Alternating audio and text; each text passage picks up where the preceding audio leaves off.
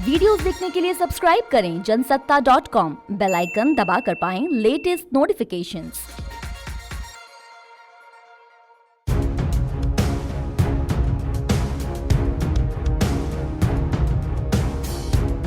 नमस्कार, जनसत्ता पर आपका स्वागत है। बॉलीवुड को इन दिनों जैसे ग्रहण सा लग गया हो, यहाँ आए दिन किसी न किसी का नाम ड्रग्स केस में फंसता दिखाई दे रहा है। ऐसे में अब एनसीबी ने दीपिका पादुकोण, श्रद्धा कपूर, सारा अली खान और रकुल प्रीत सिंह जैसी दिग्गज एक्ट्रेसेस को समन भेज दिया है। इस खबर के सामने आने के बाद से सोशल मीडिया पर इन सितारों के फैंस के बीच मायूसी का माहौल है। लेकिन इन सबसे इतर इस मसले पर कई सवाल ऐसे हैं जिन पर सबकी नजरें टिकी हैं। जैसे दीपिका का नाम ड्रग्स केस से जुड़ने पर बॉलीवुड और दीपिका को कितने करोड़ की चपत लग सकती है। ड्रग्स मामले में अगर दीपिका दोषी पाई गई तो उन्हें कितनी सजा हो सकती है, उनकी कौन सी फिल्में अटक सकती हैं। तो आइए इन्हीं सब सवालों के जवाब जानते हैं इस रिपोर्ट में। साथ ही आपको बताएंगे कि आखिर 25 सितंबर को दीपिका को समन भेजने पर सवाल क्यों उठ रहे हैं।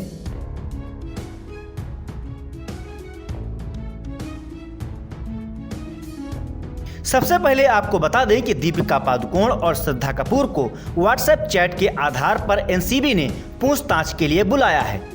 ये जो ड्रग का जो इशू उठा है हमारे फिल्म उद्योग में, फिल्मी दुनिया में, ये टीआरपी इशू है। और सुशांत राजपूत का जो मर्डर हुआ है उसकी तरफ जो एक गुस्सा है पब्लिक का, ये उसका एक भाग है।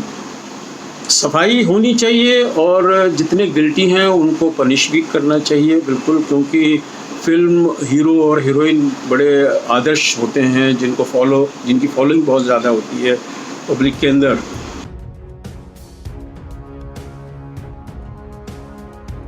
दरअसल दीपिका पादुकोण का नाम बॉलीवुड की सबसे महंगी एक्ट्रेसेस में आता है। एक रिपोर्ट के मुताबिक वो एक फिल्म के लिए करीब 15 करोड़ रुपए चार्ज करती हैं। कहा जाता है कि फिल्म पद्मावत के लिए उन्होंने रणवीर सिंह और शाहिद कपूर से ज्यादा फीस ली थी। फिलहाल एक्ट्रेस इन दिनों शकुन बत्रा की फिल्म की शूटिंग कर रही हैं, जिसे अगले साल रिलीज होना है। लेकिन खबर है कि इस फिल्म की शूटिंग को रोक दिया गया है। मेकर्स ने बुधवार सुबह पैकअप कर दिया। वहीं इस साल दीपिका की फिल्म 83 रिलीज होगी, जिसमें वो अपने पति रणवीर सिंह के साथ मुख्य भूमिका में नजर आएंगी।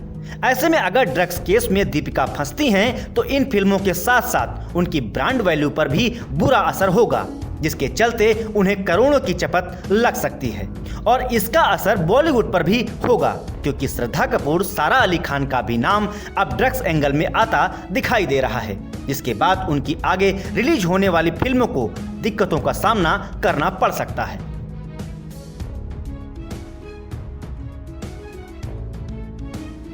अब आपको ये भी जानना चाहिए कि ड्रग्स कनेक्शन में दीपिका का नाम आने के बाद उनके खिलाफ क्या कार्रवाई हो सकती है और एनडीपीएस एक्ट 1985 के तहत ड्रग्स खरीदने में सजा का क्या प्रावधान है। असल में ये प्रॉब्लम, मैं कहूँ कि फिल्म के अंदर तो ड्रग्स का इतना ज़्यादा नहीं है, लेकिन एक ट्रेंड आ गया है। नई जनरेशन की प्रॉब्लम है, जहाँ पर एक ड्रग इस्तेमाल किया जा रहा है, ड्रग का इस्तेमाल हो रहा है विदाउट एनी फियर। चाहे वो कॉलेज के पास में जो पान वाले की दुकान है वहाँ पर खुलेआम जो बिक रहा है, चाहे वो शादियों में, आजकल पार्टियों में, यंगस्टर्स की पार्टियों में और बड़ी ख़ास पार्टियों में खुलेआम ड्रग्स इस्तेमाल होता है। अच्छा है कि दोषियों को ख़ास तौर से फिल्म के अंदर जो है बड़े बड़े नाम, उनको पनिशमेंट दी जाए कि सबके लिए एक सबक रहे और अगली बारी कोई भी ये ड्रग्स इस्तेमाल करे तो उसके मन में डर पैदा हो और ना लेने की एक मोटिवेशन मिले।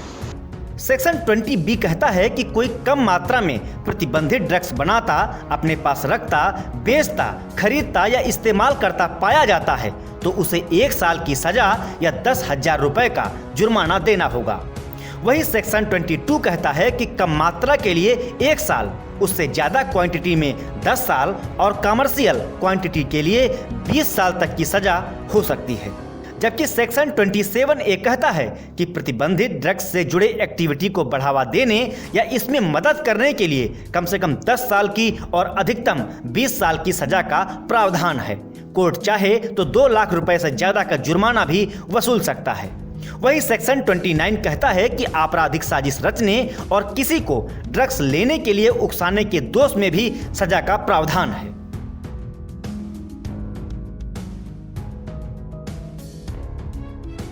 इस बीच 25 सितंबर को दीपिका को समन देने पर भी सवाल उठ रहे हैं। ऐसा इसलिए क्योंकि संसद में पारित किए गए किसान बिलों का विरोध करने के लिए 25 सितंबर से ही देश भर में किसान चक्का जाम करने वाले हैं। लेकिन इससे पहले दीपिका को एनसीबी ने समन भेजकर 25 सितंबर को पूछताछ के लिए बुलावा भेज दिया है। विपक्ष का आरोप है कि किसानों के प्रोटेस्ट को ज्यादा मीडिया फुटेज ना मिले, इसलिए ड्रग्स केस में दीपिका को ही 25 सितंबर को समन भेजा गया है। हालांकि इसमें कितनी सच्चाई है ये तो जांच का विषय है और यह आने वाला वक्त ही बताएगा।